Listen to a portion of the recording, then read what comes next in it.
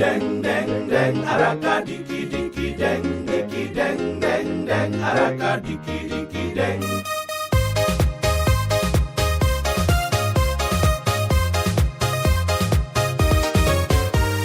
Hai, kami hadir lagi kali ini untuk menghibur hati yang sedang sedih. Hai, jangan malu-malu dan bernyanyi, hitam keriting tapi senyum manis sekali. Senyum itu manis sekali, senyum itu manis sekali. Rambut keriting itu mahkota kami, mari bernyanyi jangan bermuram hati. Titi jagung duduk di balai-balai, baik tidak baik, coba moral lebih baik.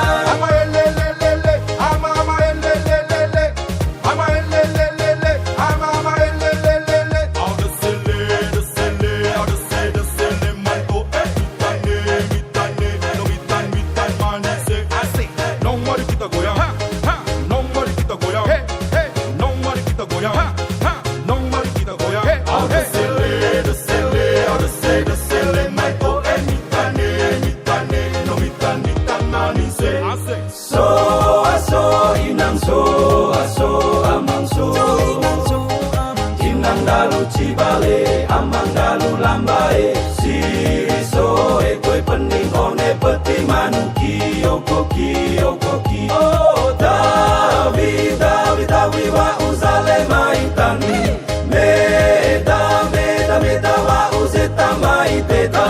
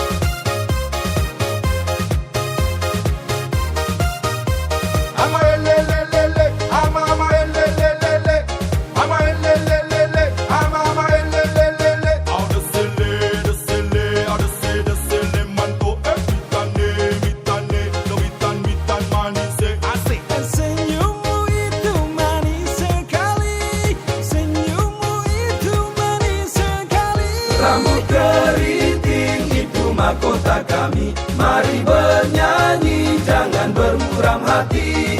Titi jagung duduk di balai-balai, baik tidak baik, coba moral lebih baik.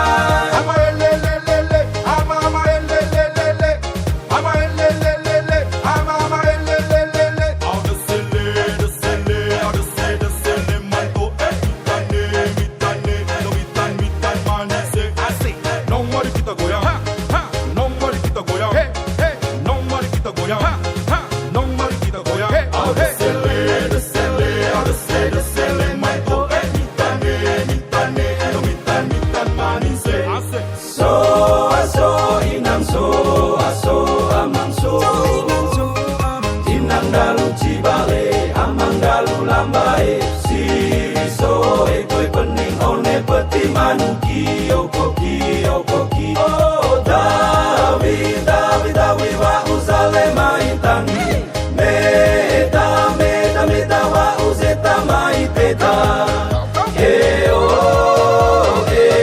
zeta one miuda pire o gore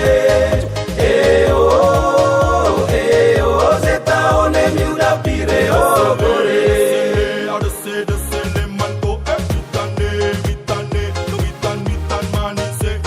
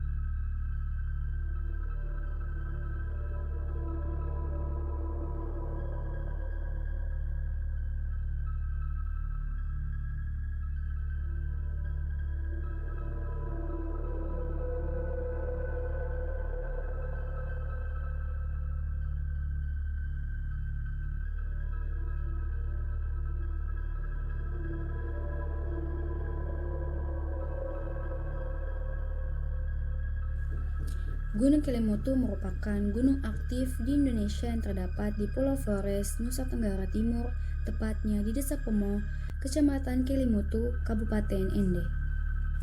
Danau Kelimutu yang terletak di Kawah Kelimutu ini memiliki kondisi yang sangat unik. Pasalnya, danau ini memiliki 3 warna sehingga disebut sebagai telaga 3 warna. Terdapat 3 warna, yaitu warna merah, warna biru, dan warna putih. Dan warna-warna ini akan selalu berubah seiring dengan berjalannya waktu. Lalu, apa penyebab Danau Kelimutu ini dapat berubah tanpa waktu yang pasti? Benarkah mitos perubahan warna ini terjadi berkaitan dengan bencana alam atau kejadian aneh? Atau benarkah danau ini menyimpan banyak misteri? Nama Kelimutu bagi bahasa masyarakat setempat Desa Pomo diambil dari 2 suku kata, yaitu Keli yang berarti gunung dan Mutu yang artinya mendidih. Salah satu upacara ritual yang dilakukan di tepi danau adalah ritual patika yang berarti makan. Ritual ini dilakukan untuk memberi makan danau Kelimutu. Dalam prosesi ini disiapkan berupa sesaji, yaitu ayam dan sejumput seri pinang yang dikhususkan bagi arwah penunggu Kelimutu dan leluhur. Hal ini memang sedikit mistis. Konon, cerita rakyat ini diawali dengan sepasang muda-mudi anak yatim yang meminta perlindungan kepada Atambupu, yaitu seorang tokoh yang dihormati karena sifatnya yang berbelas kasih.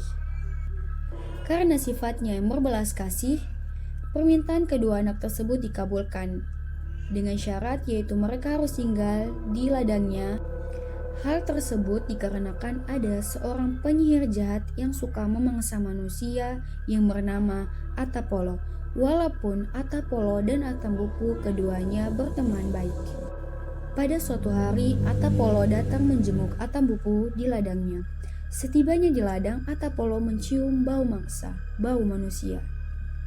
Dengan segera Atapolo masuk ke pondok dan mencari mangsanya. Namun niat jahat Atapolo ditahan oleh Atambupu. Atambupu menyarankan kepada Atapolo agar kelak setelah anak-anak tersebut dewasa barulah Atapolo datang untuk memangsanya. Saran tersebut diterima oleh Atapolo. Setelah Atapolo pergi, Atambupu kebingungan mencari cara terbaik untuk menyelamatkan kedua anak tadi. Ketika kedua anak yatim tadi mulai beranjak remaja dan menjadi kofai atau gadis muda dan nuamuri atau pemuda, mereka meminta izin kepada Atambupu untuk mencari persembunyian dari niat jahat Atapolo untuk memangsa mereka. Mereka akhirnya berhasil menemukan sebuah gua yang terlindung dari tumbuhan rotan dan akar beringin. Setelah kedua remaja itu menemukan gua untuk berlindung, Atapolo murka kepada Atambupu karena merasa dihianati. Kemurkaan ini berubah menjadi pertarungan hebat antara keduanya, hingga menimbulkan gempa bumi dan kebakaran besar hingga kaki gunung Kelimutu. Tenaga Atambupu yang sudah tua dan kian melemah tidak sanggup untuk menahan serangan dan gempuran api Atapolo. Sehingga ketika Atambupu tak sanggup lagi untuk menahan serangan dari Atapolo, ia memutuskan untuk raib ke perut bumi. Akibatnya Atapolo semakin murka dan menggila. Namun takdir menentukan bahwa Atapolo harus tewas juga di telan bumi.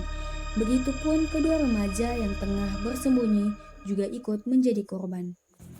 Gua tempat persembunyian Kofai dan Nuamuri runtuh akibat gempa dan mengubur keduanya hidup-hidup. Beberapa saat setelah kejadian tersebut, setelah Atambupu raib ke perut bumi, timbullah danau berwarna biru. Di tempat Atapolo tewas pun terbentuk danau yang berwarna merah darah yang selalu bergolak. Sedangkan di tempat persembunyian Kofai dan Nuamuri terbentuk sebuah danau dengan warna air hijau. Danau berwarna biru atau disebut dengan Tiwu Nuamuri Kofai dipercaya masyarakat setempat sebagai tempat berkumpulnya jiwa-jiwa muda-mudi yang telah meninggal. Danau ini merupakan danau yang paling luas, sekitar 5,5 hektar dengan warna khas hijau lumut kebiruan jika dilihat dari ketinggian. Danau yang berwarna merah atau Tiwu Atapolo dipercaya masyarakat sebagai tempat berkumpulnya jiwa-jiwa orang yang telah meninggal dan selama masa hidupnya suka berbuat jahat atau tenung. Sedangkan danau berwarna putih atau Tiwu Atambupu merupakan tempat berkumpulnya jiwa orang-orang tua yang telah meninggal. Hingga kini, masyarakat setempat meyakini bahwa siapapun keluarga mereka yang telah meninggal, rohnya akan dikumpulkan di ketiga danau ini sesuai dengan perilaku sosial mereka selama masa hidupnya. Penduduk di sekitar danau percaya bahwa pada saat danau berubah warna, tradisi patika harus segera dilakukan dengan memberi makan sesajen bagi arwah orang-orang yang telah meninggal. Percaya atau tidak, semua itu merupakan salah satu dari tradisi budaya lokal.